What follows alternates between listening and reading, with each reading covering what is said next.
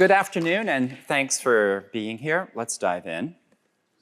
I want you to brace yourself for the system diagram I'm going to show on the next slide. The context was that in 2019, I was working for my current department in the US government, but I was doing some consulting with another group, and their chief technology officer was building out a platform team to build a cloud platform that would be focused on the developer experience, be delivery enabling, and have security and compliance and governance affordances built in. And what they showed me was pretty much like someone had taken the deck of available technologies and just dealt them out. Because if you squint, and I don't suggest you do this, you will see at the bottom that they have infrastructure for service and data centers. They have Kubernetes and Cloud Foundry and OpenShift. They have Windows and Red Hat Enterprise Linux and Unix Linux. Name a database, it is on there, and there's a Drupal cherry on the top with a bunch of other services on the side, with a goal of providing, within 2 hours, a usable environment to teams after they requested it. And they were asked for some of our input, and I smelled failure, but first I wanted to ask about what the current developer experience was of people using this platform, and there were no users. And so in talking with them, I said something along the lines of working from basic principles about lean enterprise, minimum viable product, agile development, et cetera, et cetera. And I realized later what I needed was some sort of eponymous principle, a law named for a person from the Greek given as a name, and a mnemonic trick to call that up from the Greek word for memory. So about mnemonic tricks, I like this quote from Per Cederberg, psychologist at the University of Virginia. To build a memory, it has to be a little bit weird, or for me, a little bit weird, gross, or embarrassing. But make your tricks work, make them stick, and I will not apologize for any of the tricks I'm using. If you have better ones, I take pull requests. This talk is on GitHub. So my thought process now when I see a system diagram like this is to visualize poo. And not just metaphorical poo, but literal feces, and I consider the eons-long evolution of excrement. That is, consider a worm and a worm's digestive system. It's a very simple system that works. Worms eat continuously, and their digestive system produces bile continuously to break down that input into nutrients. A human digestive system is a complex system that works. It has evolved from a simpler digestive system, but we need a gallbladder to hold the bile to break down the big meals that we eat 3 or 5 times a day. And that's stored in a gallbladder, and gall is my mnemonic for Gall's law. A complex system designed from scratch never works and cannot be patched to work. To make it work, you have to start with a simple working system. From John Gall's 1975 work, General Systemantics. Or more simply, every complex system that works has evolved from a simple system. And the mnemonic here is graphic imagery, digestive system, and the gallbladder. So welcome to Mnemonic Tricks for Eponymous Principles. I'm Peter Burkholder, he, him. I currently work for Cloud.gov. In the past, I've worked for Chef Software, National Institutes of Health, Pacific Northwest Seismic Lab. You can find me as P. Burkholder most places. I was earlier trained as a geophysicist and seismologist. And before that, I was a physics teacher, so there will be a quiz at the end, so pay attention. Now, to me, there is real power in eponymous principles that is not just the rhetorical argument from authority, because good principles have backing. Newton's laws, you don't argue with them. Centuries of empirical evidence and theory. Murphy's law, not based in theory, but we know it's true from everyday experience, and it's the basis of so much of what we do as SREs, disaster recovery planning, threat modeling, and so on.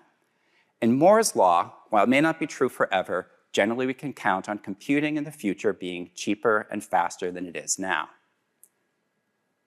So making for a good eponymous principle, it should be true from empirical evidence or true from the weight of lived experience, and it should have predictive or explanatory value. And speaking of predictive value, the cloud system that I mentioned earlier Well, when I checked in 2 years later, they hadn't gotten any faster than 2 weeks' time to provision an environment. They were millions of dollars over budget, and I confirmed last week that the system is marked retired, and I said, as I thought, it confirms Gall's law. So on to a tour of other laws that I found useful. You're likely familiar with Conway's law. Organizations which design systems are constrained to produce designs which are copies of the communication structures of these organizations coined by Melvin Conway in 1968. Or your architecture will mirror your org chart. My mnemonic is, we construct the systems mirroring the way we communicate. Construction way, Conway's law. And this has real application because you can consider using the inverse Conway maneuver. Build teams to achieve the desired architecture that you want. This first came up in a blog post by ThoughtWorks in 2015, and technically you can use bounded contexts and APIs along team bounds. And in your organization, you may also strongly consider taking a look at team topologies, the book and a series of blogs by Matthew Skelton and Manuel Pais. Another old chestnut, Brook's law. Adding engineers to a late software project only makes it later. From Fred Brook's 1975 book, The Mythical Man Month. My mnemonic here is that the brook went over the waterfall, where the waterfall was the dominant software development practice of the 1970s, when it was still thought that you could add workers to a project like it was a dam or a skyscraper, make it go faster. But engineers need knowledge context, and they need to communicate. The more engineers you have, the more lines of communication you have that grow geometrically, requiring more time taken up in communication. Next, Jevons Paradox, jump into economics. As the cost of an economically useful commodity decreases, total expenditure on that commodity grows, coming out of 1865 work by William Stanley Jevons. The context then was the use of coal and the steam engine. The Watt steam engine had come out not long before, and economists were saying, yay, we're getting more value out of unit of coal burned. All this concern about coal pollution, it'll go away because we have more efficiency. And Jevons said, no, what we see is that you cut the cost by half, but the demand increases by more than 2. We saw this in the 1970s with automobile fuel efficiency. People used more fuel because they got more value out of every gallon or liter that they used. And in the 2010s, this century, anyone's talking about reducing costs by using the cloud because costs were going to continue to go down. The opposite happened. The more value people got from the penny per compute unit, the more they wanted to use that compute. My mnemonic here, use one of two. The verbally, as price goes down, there's just even more demand, Jevon, or visualize a javelin. As it comes down, the javelin goes ever farther. The Pareto principle, also I heard this referred to earlier today as the 80-20 rule, that 80% of a project is complete in 20% of the time. First coined by Joseph Juran in 1941, referencing the work of Italian mathematician and statistician Villafredi Pareto. Mnemonic here is you pare down to 80% of the work with 20%, you pare down to 80% of the work with 20% of the effort. I see this come to play when you're assessing security findings. Addressing the 20% most critical ones will take care of 80% of your risk. And statistically, this derives from a power law probability distribution that Pareto identified called the Pareto distribution. And we see it in all kinds of different contexts. It's the inverse of an exponential curve with a distinct boundary condition because you can't go below 0 for, say, the amount of rainfall that comes down. Generally, you have many small instances, but a few significant instances may account for most of the impact. We see this in rainfall events, earthquake magnitudes, the sizes of files transferred on a network, and the size of human settlements, distribution of wealth. Generally, we might also want to think about confounding factors. consider this hypothetical quote. Hey, in the last 6 months, we've been able to meet the needs of 1/2 of our users. We think we can meet the needs of the other half in another 6 months. You can see the problem here.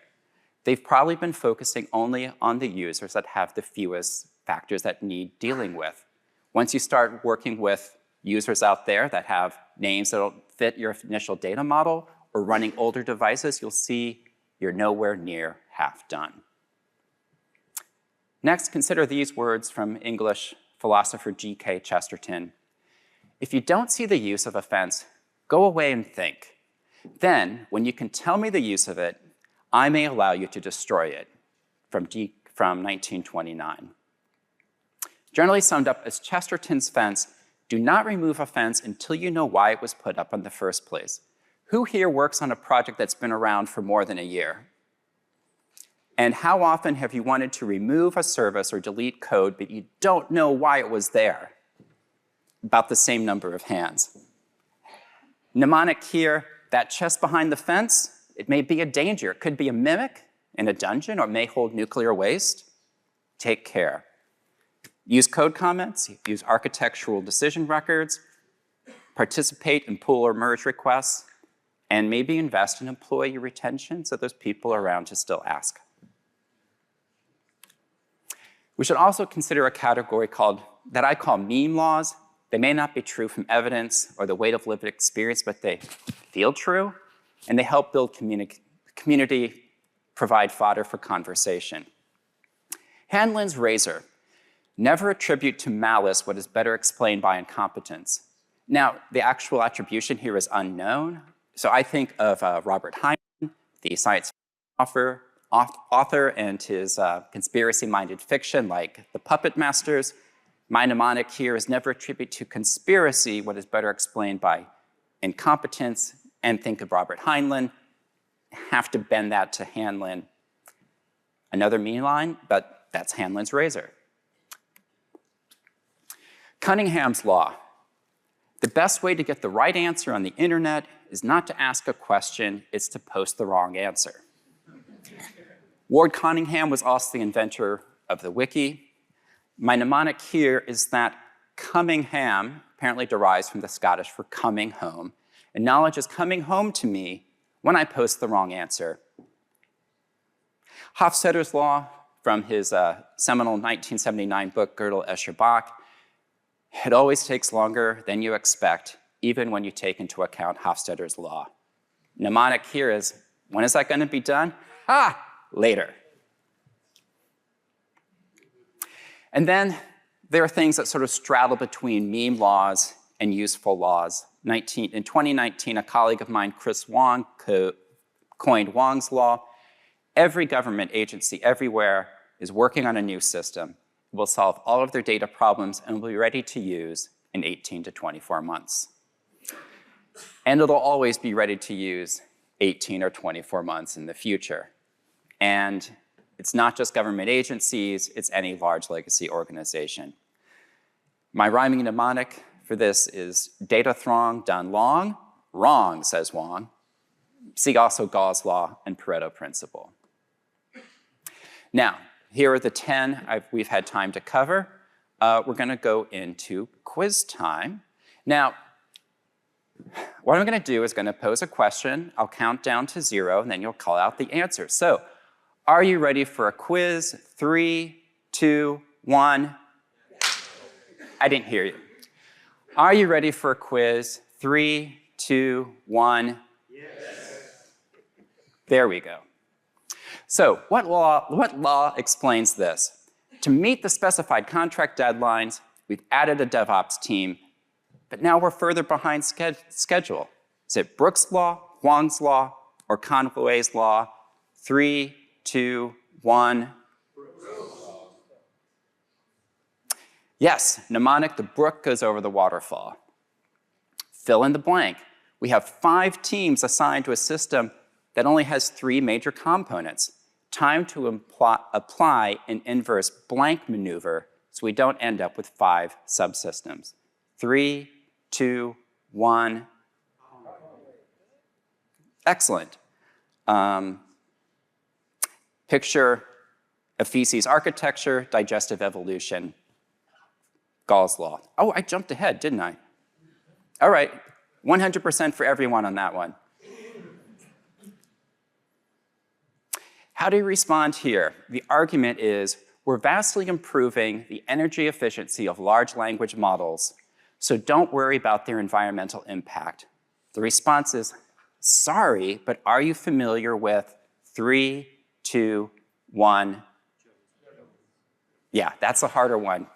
Gold star for those of you who got it. Mnemonic, just even more demand as efficiency improves. And lastly, from some colleagues at work, Heather is asking, why is it that no matter how realistic I try to be with my time estimates, everything is always at least double the time I think it is? And James responds with 3, 2, 1. Excellent. All right, thank you so much. I look forward to having more laws, perhaps, in a future version. And also thank you to USENIX and the SREcon organizers.